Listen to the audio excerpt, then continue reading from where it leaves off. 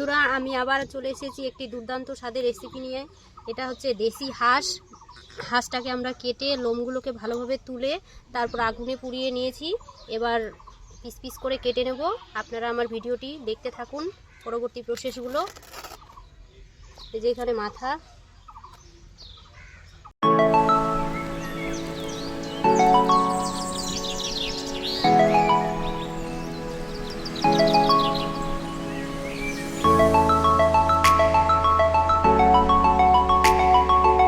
মাংস কাটা হয়ে গেছে। আমি মাংসটাকে ফ্রেশ ভালো জল দিয়ে ধুয়ে পরিষ্কার করে একেবারে নিয়ে চলে এসেছি রান্নার জন্য যে সমস্ত উপকরণগুলো আমি নিয়ে এসেছি সেগুলো সাজিয়ে নিয়েছি। এখানে ফোড়ন হিসাবে আছে দারচিনি, এলাচ, লবঙ্গ, তেজপাতা। এখানে আছে রসুন বাটা, এখানে আদা এবং জিরা একসাথে পেস্ট করে নিয়েছি। এখানে আছে শুকনো লঙ্কা বাটা, আর এখানে পেঁয়াজ কুচানো আর কয়েকটা গোটা রসুন নিয়ে এসেছি আমি দেওয়ার জন্য। এবার আমি ফোড়ন দিয়ে দিলাম।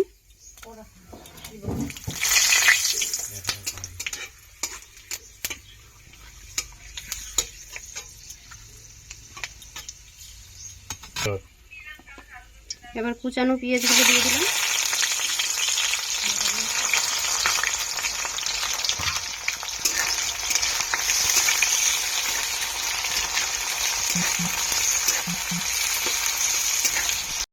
এবার আমি আদা জিরা বাটা দিয়ে দিলাম।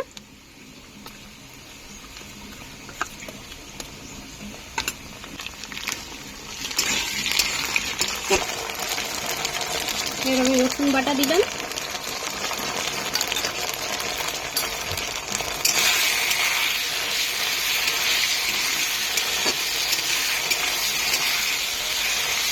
এবার আমি শুকনো লঙ্কা বাটা দিয়ে দিলাম।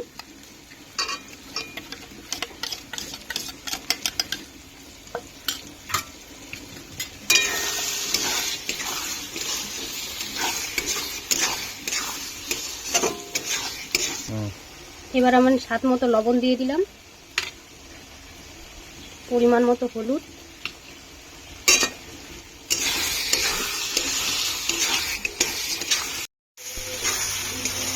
আমার মশলা কষা হয়ে গেছে। এবার আমি মশলার মধ্যে মাংসগুলোকে ছেড়ে দিব এবং ভালোভাবে মশলা এবং মাংস একসাথে কষে নেব। আমি এখন মাংসগুলো দিয়ে দিচ্ছি।